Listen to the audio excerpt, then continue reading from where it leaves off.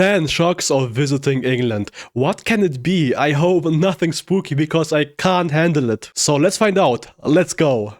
Hey there, fellow travelers. Mark here with Walter's World, and today Hello. we're in windy England here in London. And today what we have for you are the 10 things that might shock a tourist when they do come here to England. And the first thing that shocks tourists is the English, they really mind their P's and Q's. I mean, they are very polite. You'll hear sorry, please, thank you. So many times you'll understand when people say... Also in Germany, if you are in Germany, you need to be very polite. Say thanks, say please.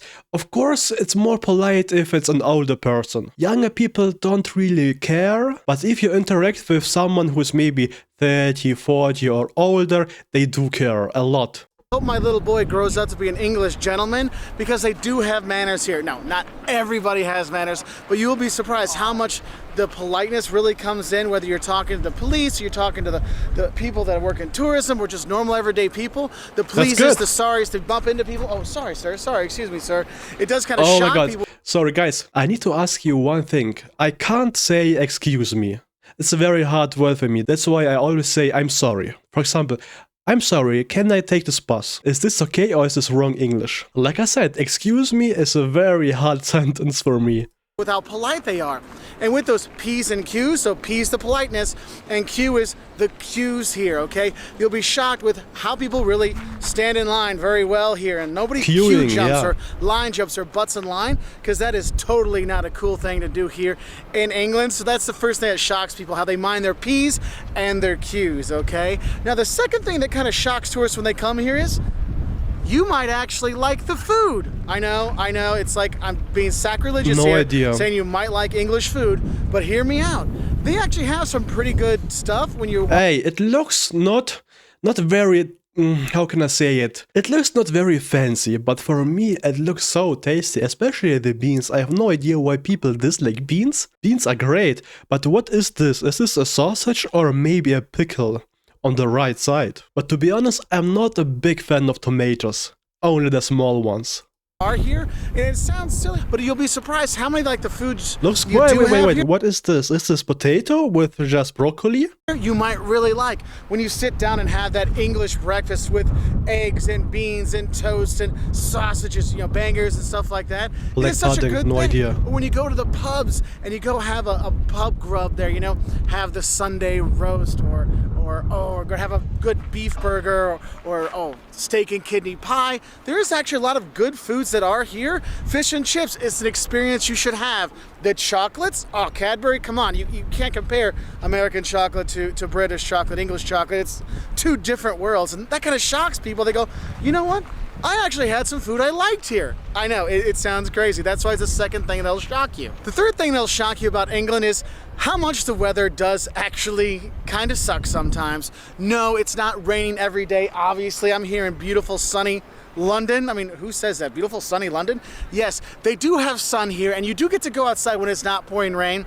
But a lot of times it does rain here. I've been here where it's raining like horizontally and getting soaking wet and all kinds of stuff. So when you do come, just be prepared. I like rain. I really do. I just don't like it when it's dark. I like it when rain is very bright, when the sun coming into you, the rain is very small. But I still have no idea why people are so afraid of rain. They are so afraid of getting wet, they are treating it like acid. Because you know what, you might get a great day like this, or you might just get rain for the entire time you're here. So make sure you bring your rain jacket when you come to be prepared for the weather. And if you don't want to bring something, there's people selling umbrellas when it is a rainstorm. Wait, this is Brighton. It looks a bit Arabic.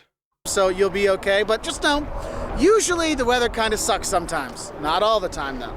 Now, the fourth thing that shocks tourists when they come here is how much the pub is kind of a focal point of a lot of people's lives here. I mean, if you go to small towns, the pub is like the center where things go on, where you watch the football match and you have your Sunday roast and you go get a pint and talk about work and life and the family, and how much the pub really is a quintessential part of an English experience. So make sure you do go there and have maybe some of those foods you like, or have an ale that the guy literally is cranking out for you. And it really is a part of everyday life here in England. And that's what's cool. It's like, you know, you think about the US, oh, I'm going to the bar, or I'm going to a bar. But here I'm going to the pub, and it means something more. And that shocks tourists when they think, oh, it's just a bar. No, pub is so much more than that. So you can have your Sunday roast with the family, or a pint with your pals and things like that. And I found out the pub is the best way to find new people. You can just talk with different kind of people, rich, poor, and so on. That's why I'm so anticipating when I go to the UK, going into a pub. It will be so good. Pub crawls and all these things that can go with it. It is really cool, and it shocks people how important pubs really are to English culture. Now, the fifth thing that'll shock you about England, which is kind of weird that I'm doing it here in London, is England is not just London. I know so many people that come to London and they say, oh, I've seen England, or they say, I've seen Europe. Look, England and Europe, in that matter, is way more than London. London is an international city with all kinds of amazing things to do and see, but the country itself has tons of other things out there. The natural beauty and the things to see and the history is fantastic. So you'll be shocked that there's more to England than London. So get out there. And that's why it leads into the sixth thing that's going to shock you. When you come to England and you get outside of out onto the countryside, this country is actually beautiful. Go through Kent and the gardens of Kent, or go to the Peak District or the Lake District. Go up to Yorkshire and see York. I mean, this country is gorgeous. Same thing in Germany. If you want to experience German culture, pure German culture, you need to go outside of the big cities into smaller towns, because those big cities are full with international people, so it's not really German. It's like a melting pot with different cultures. For example, I can really recommend Bremerhaven. It's in the north. It's cold, yeah, it's cold, but it's very beautiful city, especially the old town. It's also where those animal musicians came from, those donkey, chicken, and so on. Bremerhaven. And that's why also the name is Bremer Stadtmusikanten. And you want to go out there and go explore it, and that's what's really cool is, look, it's not just London. And when you get outside of London, the countryside and the towns and the villages really are beautiful things to see. So exploring that countryside leads us into the seventh thing that's going to shock you when you do come to England, and that is when you rent a car and your first roundabout.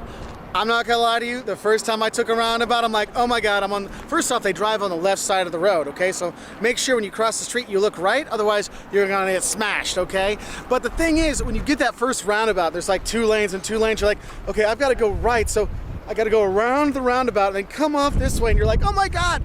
And once you do that first roundabout and you're like, okay, where do I turn in, where do I turn about, all these things, it will shock you into a heart attack, okay? And then after you do that, you'll realize when you watch European Vacation, National Lampoon's European Vacation, and you see Chevy Chase going around, the Griswolds going around the circle. Look, kids, Big Ben, Parliament. Look, kids, big Parliament. For like 6 hours, you start to understand, because seriously, renting a car and driving on the other side of the road is shocking in of itself. But when you get that first roundabout, you're like, oh God, I'm gonna die. Okay. I don't need that experience. I don't want to try out British roundabouts. The German ones are simple. It's just a circle. You go inside, you drive around and go outside.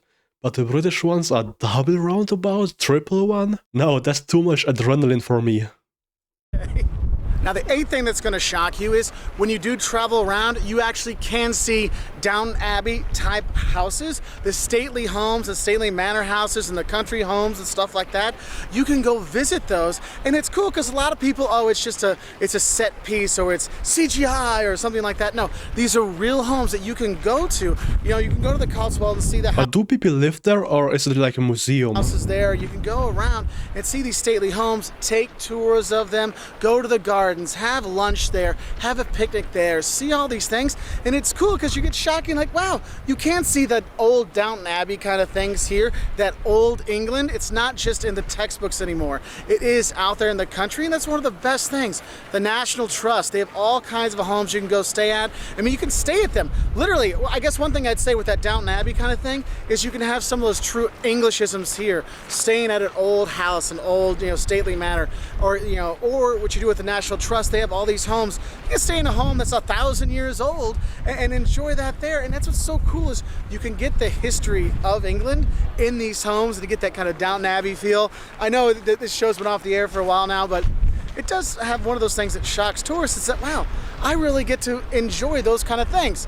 Now, I will say, you get to see the Downton Abbey homes and stuff like that. The Downton Abbey acting and stuff like that, yes, people still have good manners here, but it's not like Downton Abbey anymore. I'll tell you what, just go to the pub on Friday night or Saturday during the football match, you'll understand what I mean.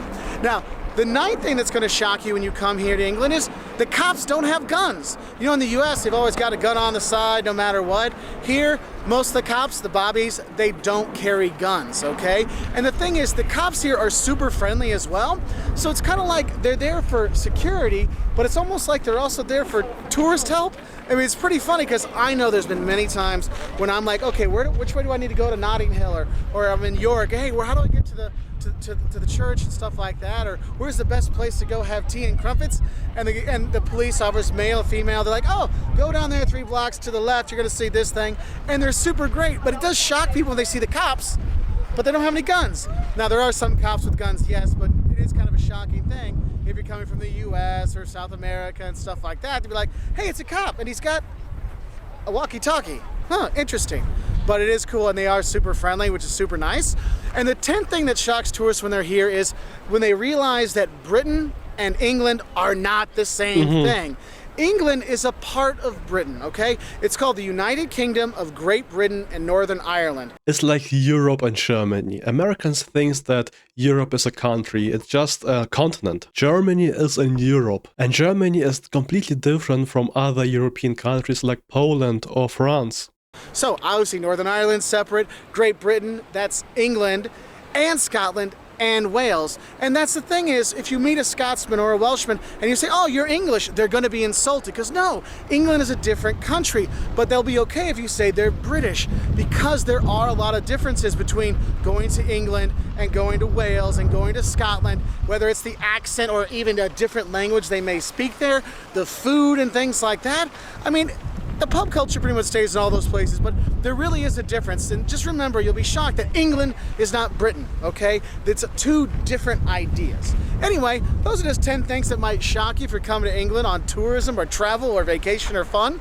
What are some of the things that shocked you about coming to England? Please put it in the comment section below so we can have more shocks. And if you He's right, write it in the comment section below, and I also wonder what will be shocking for me when I go to England, because listening to those points is not the same as experiencing it in real life. Guys, if you got any other recommendations, please write it in the comment section. I will check it out, and please give me a like, a follow, please support me. I wish you a good day. Bye bye. Bye bye.